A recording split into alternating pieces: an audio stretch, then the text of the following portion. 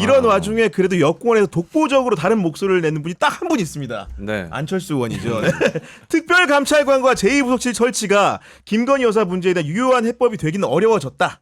독소 조항들을 삭제한 채 여야 합의로 한마디로 특검을 추진해야 된다. 이런 얘기 하셨어요. 네. 안타깝지만 일단 안철수 의원이 페이스북에 굉장히 긴 글을 쓰셨더라고요. 맞아요, 네. 근데 긴 글을 또 읽어봤죠. 네. 뭐 옳은 말씀이고 맞는 말씀인데 중요한 거는 이제 안철수 의원이 국민의힘 내부에서 지금 집권 여당 내부에서 구심력을 발휘할 수 있느냐, 네. 그만한 정치력이 있고 그만한 정치 세력이 있느냐, 네. 또 이런 냉정한 질문을 좀 던져야 되는 타임이지 않습니까? 그랬을 때는 개인으로서는 굉장히 뭐 적절한 얘기일 수도 있겠습니다만 그것이 현실적으로 힘을 발휘하려면 세가 있어야 되는 것이고 내부에서 반향을 일으켜야 되는데 미미합니다. 대단히 죄송한 말씀입니다만 네. 언론들이 주목은 좀 해요. 네. 하지만 그걸로 끝이에요. 이음이기 때문에 그렇죠. 주목은 하지만 네. 조만간 또 뭐 이제 입장을 뭐 이제 철수할 수도 있고 네. 늘 이제 그런 정치를 보여왔기 때문에 저는 사실 큰 기대를 하는 바는 아닌데 다만 메시지 자체는 그렇게 뭐 국민의힘에서 주목하지 못할 메시지는 아닌 것 같아요. 근데 후반을 보면 민주당식 김여사 특검법이 그대로 통과할 수는 없다라고 하면서 어떤 또 제한점을 뒀잖아요. 맞아요. 네. 근데 이게 진짜 잘못된 시각인 게 저는 국민의힘 의원들 중에 이런 말씀하시는 분들이 좀 정신 못 차렸다고 보는 게 그러니까 더불어민주당이 추진한다고 해서 특검이 나쁜 게 아닙니다. 그러니까 과거 우리가 특검 사례를 비춰봤을 때 대통령 권력을 겨냥해야만 하는 절대 권력을 겨냥하는 수사는 당연히 야당 추천으로 하는 것이 합리적이고 일반 상식에 가깝거든요. 그리고 실제 그런 특검들을 출발시켜서 수사를 했을 때 결과가 나쁘지 않았어요. 실제 그렇거든요. 그런 이제 우리가 전례를 봤을 때 야당 추천이라는 걸 나쁘다고 할 수 없고 독소 조항들이나 이런 거를 제가 이제 가만 살펴봤을 때 여당 쪽에서 주장하는 독소 조항이라는 게 별게 아니거든요. 근데 이런 것들을 자꾸 언급하면서 특검법을 민주당이 이제 자꾸 추진하기 때문에 이걸 그대로 추진할 수 없다라고 하는 거는 지금 국민들의 민도가 어떤지를 제대로 파악하지 못하고 있다. 안철수 의원 자체도. 그래서 결과적으로 드리고 싶은 말씀은 손가락은 괜찮으신지 여쭤보고 싶어요. 네. 그러니까 이런 명태균 개인 국면에서 지금 윤석열 대통령의 녹취가 공개되면서 각종 정치행위자들이 자기 목소리를 내고 있는 상황인데 네. 이 정치도 사실 굉장히 주목되는 사람 이준석 의원. 네. 사실은 이 문제로 본인도 공경을 겪었음에도 불구하고 오늘 어떤 목소리를 냈냐면 그 한동훈 대표를 겨냥한 목소리를 냅니다. 어떤 소수 여당의 패전지장은 김건희 특검에 찬성하는지나 입장을 밝히시고 표결 때까지 사람 모으는지나 보자면서 저와 개혁신당은 찬성이다. 그러면 남은 건 네 역할이다. 최소한의 책임감 이런 얘기를 하는데 요 발언 좀 어떻게 보셨습니까? 근데 저는 이준석 의원 같은 경우에는 뭐 일단 이 발언 자체는 한동훈 대표를 딱 겨냥을 했잖아요. 대놓고. 근데 이 발언에 대해서 평가를 하기 전에 이준석 의원이 명태균 파문 이후에 벌어진 이 1년에 네. 대처. 여러 지금 사안들이 불거졌잖아요. 직접적으로 이준석 의원과 연관된 것도 있었고 이 부분에 있어서 일단 거짓말을 너무 많이 했어요. 네.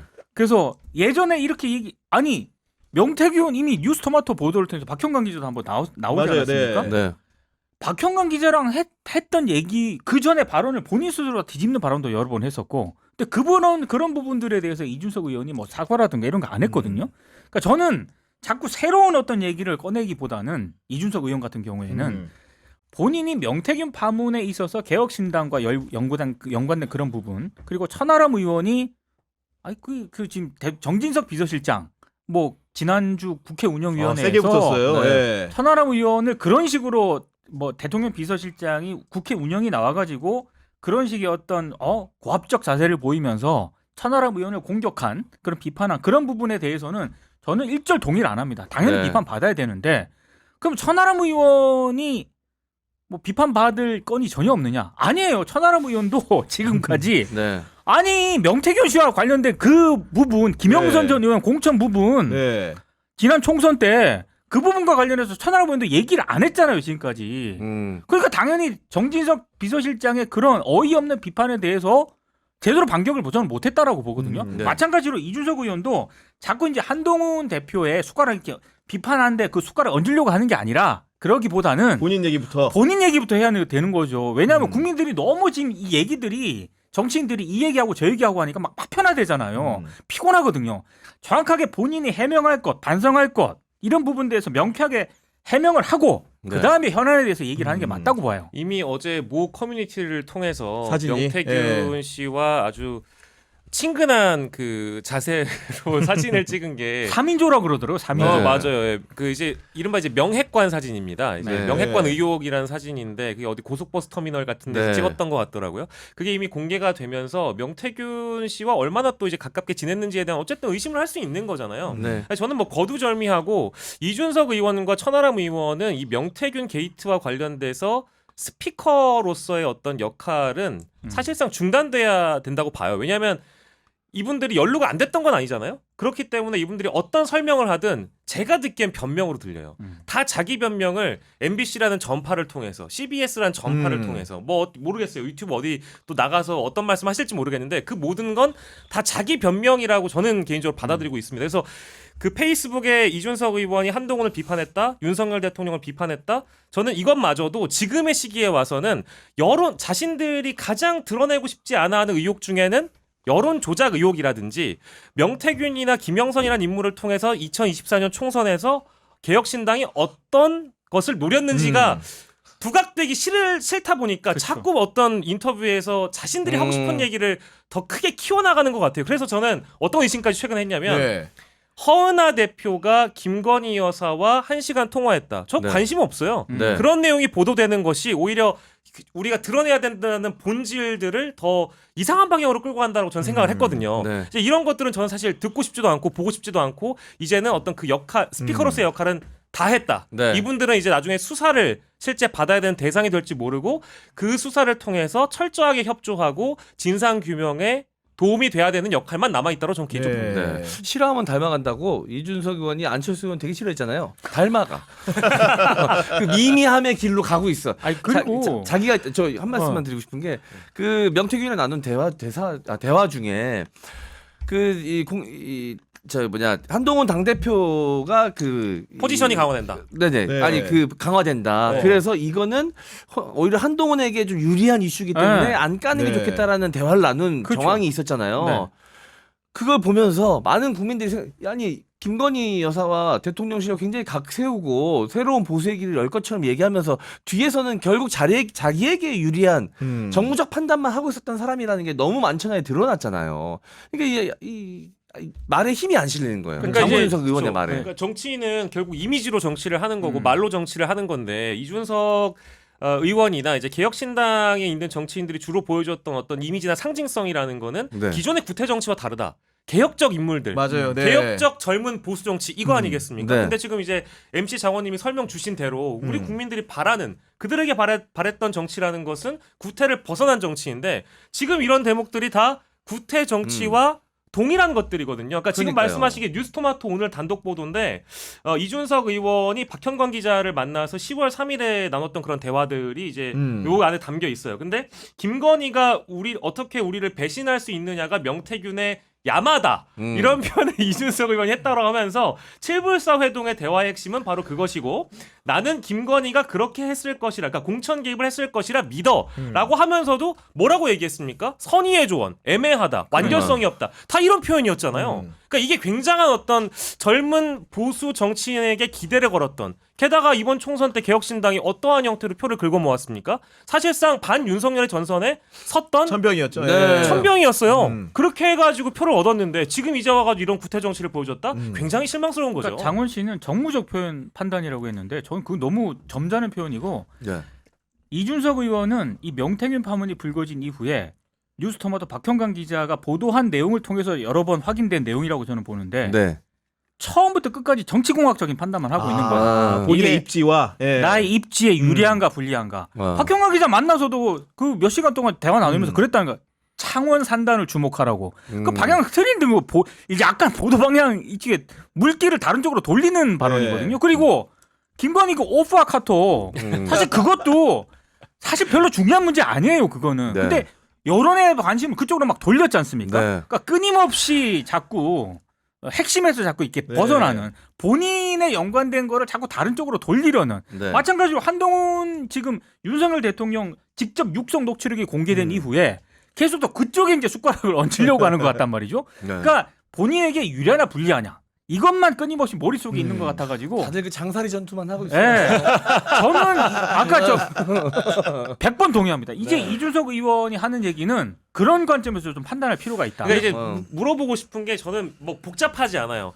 그러면 이제 대통령의 육성 녹취가 공개됐잖아요.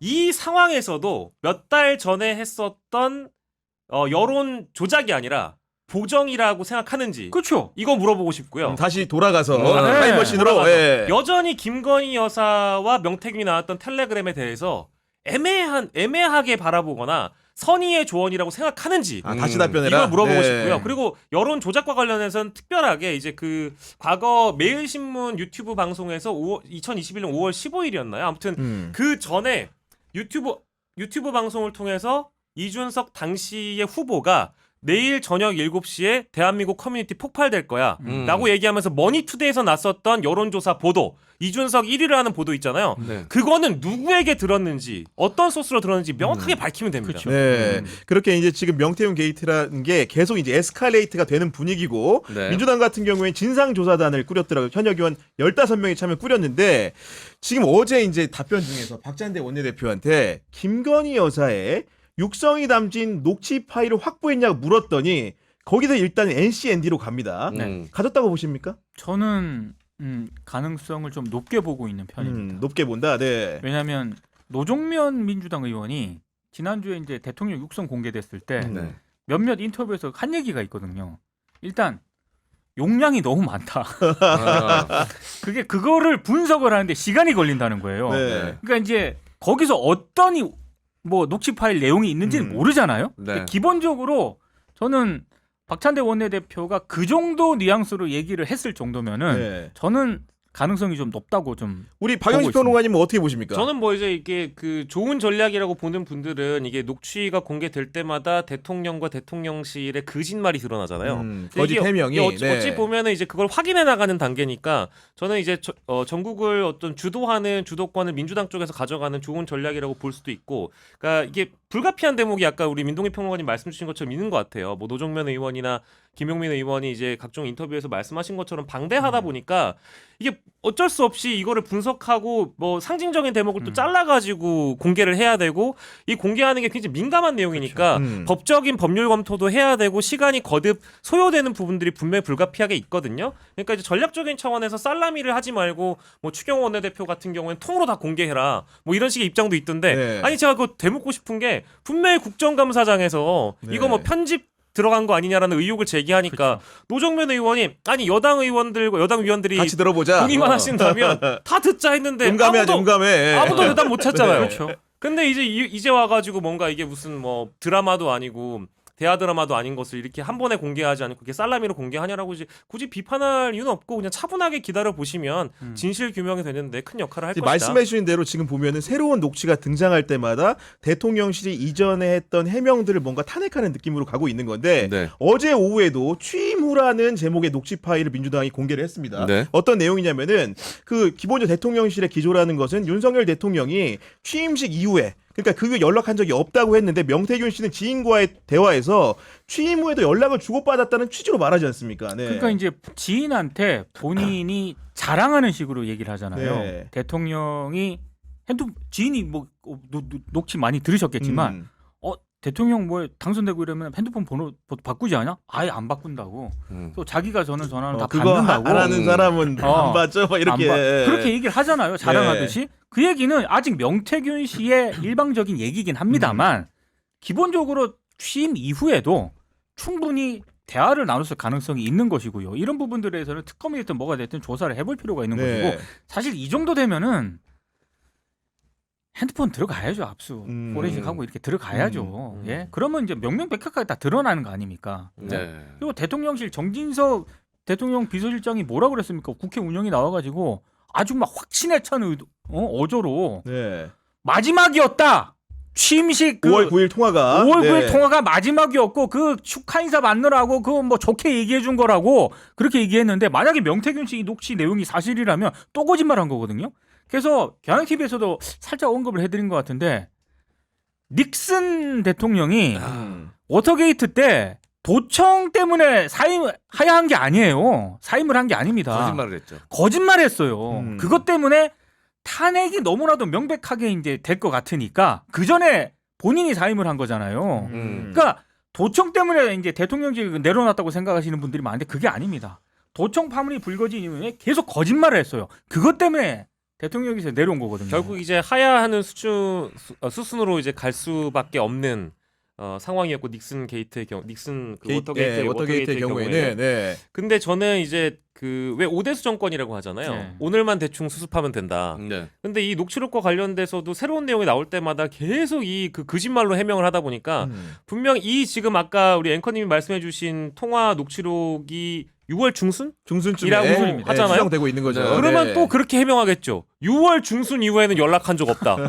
아니 그러니까 경선 이후에 연락한 적 없다. 뭐 5월 9일 이후에는 연락한 적 네. 없다. 6월 중순 이후에 연락한 적 없다라고 또 해명하겠죠. 그럴 거라고 보고 저는 이제 이게 지금 전략 자체를 잘못 세운 것 같아요. 그러니까 저는 법적인 책임 이전에 도의적으로 정치적으로 사과하는 뉘앙스라는 맞습니다. 말씀이 네. 좀 먼저 나오고 나서 근데 우리가 살펴보니까 정말 죄송하고 정말 대통령으로서는 이런 상황이 연루됐다는 걸 정말 죄송하고 대통령실에서도 입장을 발표한 때 너무 유감스럽고 지금의 상황이 너무 당황스럽다. 솔직한 얘기를 먼저 한 뒤에 법적으로 따져보니까 다만 시점이 5월 9일이더라. 이렇게 얘기하면 그래도 좀 나은 반응을 국민들이 맞아요. 좀 네. 뭐랄까 분노가 덜할 수 있었을 텐데 지금의 해명은 뭐 정진석 비서실장은 국회에서 지금 이런 해명을 네. 했다고 하니까 이건 사실상 위증에 가까운 상황이 돼버렸잖아요. 거짓말을 한 게 됐으니까 앞으로는 계속 이런 해명을 할 거면 국민들의 어떤 분노의 임계치가 더 높아지지 않을까 싶고요. 아니 설상가상으로 오늘 보니까 또 비선 여의도 연구원은 또 뭐예요 그게? 네. 아니 그러니까 이게